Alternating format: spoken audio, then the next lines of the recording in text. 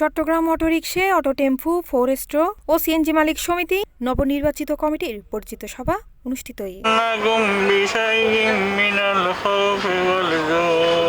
ডিসেম্বরের 14 তারিখ রবিবার 2:31 অস্থায়ী কার্যালয় জঙ্গিশা মসজিদুর দক্ষিণে নূর কোম্পানির গ্যারেজত বাদুরতল এলাকাত এই অনুষ্ঠান অনুষ্ঠিত হয়।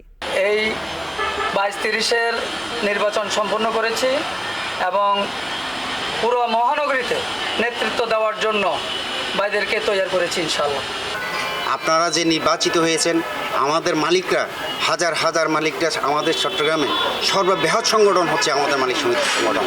আমাদের সংগঠনের নেতৃত্বের জন্য 30 সদস্য বিশিষ্ট কমিটি, আমরা একজন 30 জন কমিটি, 30টা তারা, এই 30টা তারা সারা চট্টগ্রামের নেতৃত্ব দেবেন। এর কার্যকারী সভাপতি হিসাবে আমার একটা দাবি, আমরা দীর্ঘদিন গাড়ি নিয়ে খুব কষ্টে আছি। আমাদের এই সংগঠনটা আমরা কাশন সরকার অধীনে আমরা এতদিন পরিচালনা করছি, এখন আমরা নিজের থেকে আমরা পরিচালনা আনছি।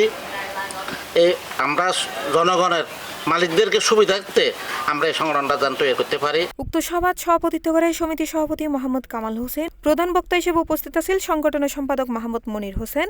এছাড়া সভাত বক্তব্য রাখে কার্যকরী সভাপতি নূর মোহাম্মদ, সহসভাপতি মোহাম্মদ হামিদ কান্নুর, যুগ্ম সাধারণ সম্পাদক অনুকূল সরকার, সহ সম্পাদক মোহাম্মদ আরিফ এবং উক্ত সভা পরিচালনা করে সাংগঠনিক সম্পাদক কামাল উদ্দিন।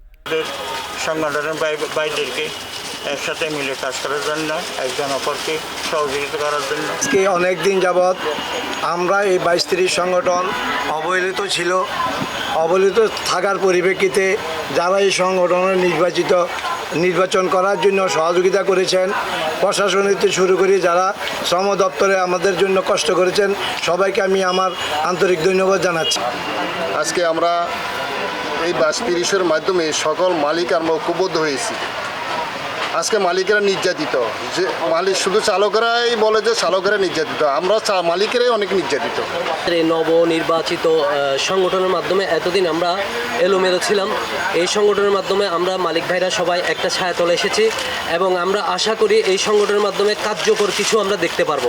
বক্তা হলে সমিতির ঐক্য, শৃঙ্খলা ও মালিকলর স্বার্থ সংরক্ষণে একযোগে হাজ গরিবের অঙ্গীকার ব্যক্ত করে। সভা শেষে নবনির্বাচিত কমিটির শুভেচ্ছা জানাই সবার সমাপ্তি ঘোষণা করা হয়। সি+ টিভি, চট্টগ্রাম।